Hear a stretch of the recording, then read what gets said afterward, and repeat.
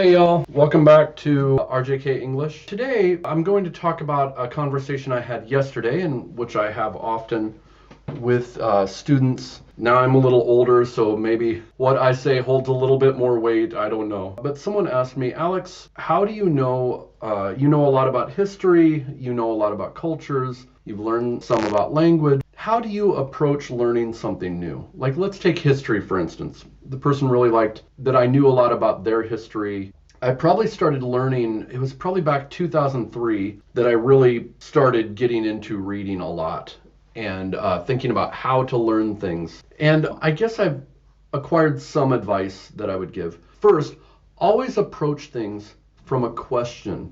What is something that you want to answer? What's something that bothers you? Maybe you are in Saudi Arabia and you go, what is the difference between us and Persians and Iranians? I know there's a difference, but what is it?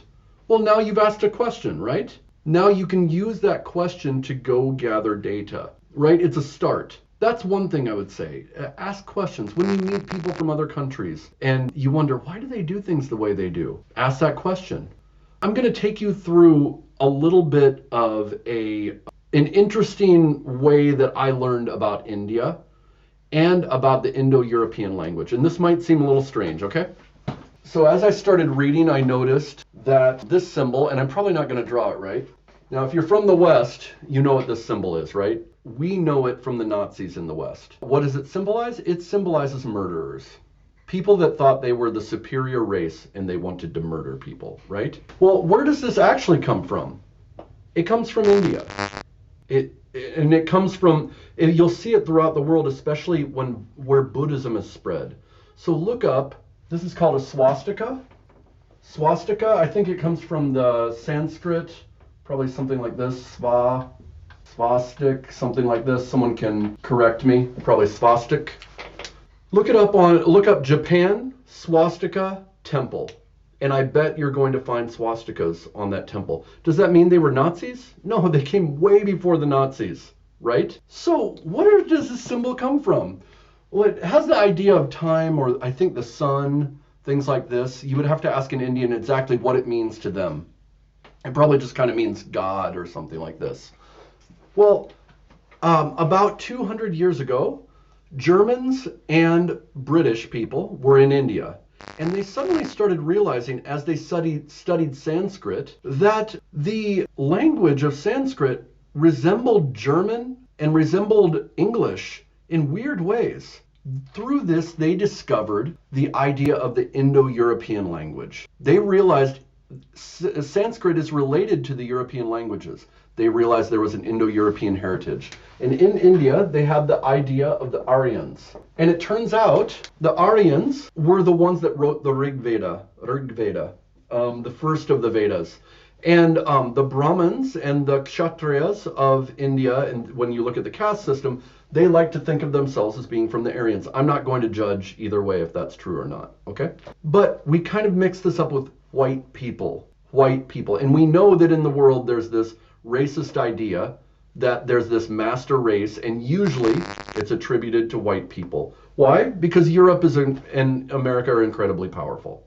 There you go. If African nations were ruling the world, probably it would be the other way around. I'm not trying to downplay racism because it's really screwed up when it comes to this. So Germans took this idea of the Aryans and said, that was our original race. We were those Aryans. Some of them went to India, some of them went to Europe. And the problem is other people have mixed into that. And let's kill them. I mean, that's their ideology. That has nothing to do with this, but they took it and made it their symbol, right? So you have a symbol in India that has nothing to do with being the master race. And in Germany, it turns into this master race idea. Okay, so that is an example of how I said, why would there be swastikas in India? And I started asking around, and Indians told me, did you know that German and Sanskrit are linked? And I was like, what? And so I started reading about it. So I had a question and I followed it. So does that make sense? Ask questions. Never let an opportunity pass you by when you meet someone from somewhere else. When you get to know them, look at the way they do things and go, Why do they do things that way? And then use that to learn. I have some tips. One, no culture or ethnic group is better. All humans are the same. What I mean by this is as you search out new information, you will have biases. Okay, you will say, I loved growing up Buddhist and I think that's the best. But what I'm saying is go in knowing that no culture or ethnic group is better. So when you encounter things that you think are strange, start from this and ask questions. Why do they do things this way? Second, start from a strengths perspective. Look at what they're doing well. How are they taking care of their families? How does what they do help their community? How does it help their survival? Look at it from that lens. That will help you to analyze their culture. When you see something you don't like, admit it to yourself. Put it on a shelf and go, I'm bookmarking this, something I don't like, and keep watching.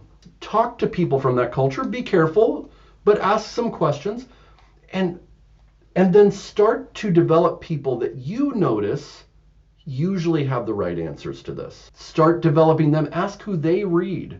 Who do you read about? Meet people from other countries. Ask them kind of the same thing and find out who they read. Then start reading those things. Another thing that I'll throw out is if you want to get a general viewpoint of something, let's say you just in general want to understand a region, start with movies and books. Start with movies and books about that region. Start to develop some emotion. Let's say I'm studying the Crusades. Okay, Crusades, bloody history in Europe. If you don't know about it, look it up. Crusades. Western Europe was trying to reclaim the Promised Land, and they were fighting mostly Muslim kingdoms. Well, if I want to know about that, maybe I watch some movies about the Crusades. What does this do? Does it tell me everything about the Crusades? No, but it starts to build a framework of people. Oh, who is Saladin or Salahuddin? Who is this person? You start to build this knowledge. You start to build an idea of timelines, okay? And it builds some emotion. You start to get some questions. I really like that character. Were they real? Then maybe you want to move on to documentaries and nonfiction. Or maybe like Nat Geo. You're just gaining general knowledge here. And then from there, maybe you want to find some good thinkers. Now, if you've been building up your base of good thinkers, now you have people to go to and see if they have written on it or if they have talked about it. Who have they read? Now you're starting to build knowledge. And three, look for alternatives. So if I'm learning about the Crusades and I only read stuff from Europe, what's their point of view going to be? Overall, it's going to be that Europeans were the good guys and the Islamic empires were the bad guys. Why don't I watch a movie or read something from the other point of view, from the point of view of people that lived at that time, or Muslims, or I say Muslims, but I mean people from that society of today. What have they written about? You're looking for alternatives, and then start to find the debate. Find the debate.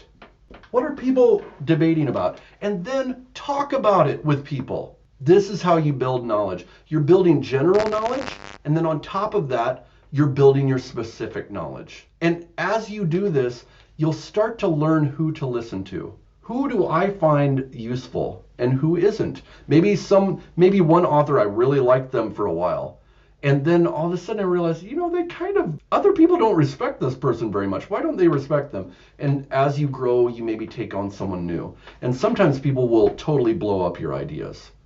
Like I have an idea of how India works. And then I talk to Indians and they're like saying stuff like, maybe Hinduism didn't start until after Buddhism or something like that.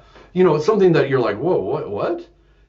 And you start to get their point of view. They have learned about it from another perspective. This can only build. So that's my long-winded video about how to approach building knowledge. If you do this, imagine, I've been doing this since 2003. What is that? Almost going on 20 years. And I built a lot of knowledge about India, about a lot of different places, about different language groups. And it just enhances my life. Okay? Talk to you later. Hi everyone, welcome to RJK English. Make sure to like and subscribe and that will help me make more of these videos. I'm on YouTube and on Instagram, and see us on Facebook and we can talk further.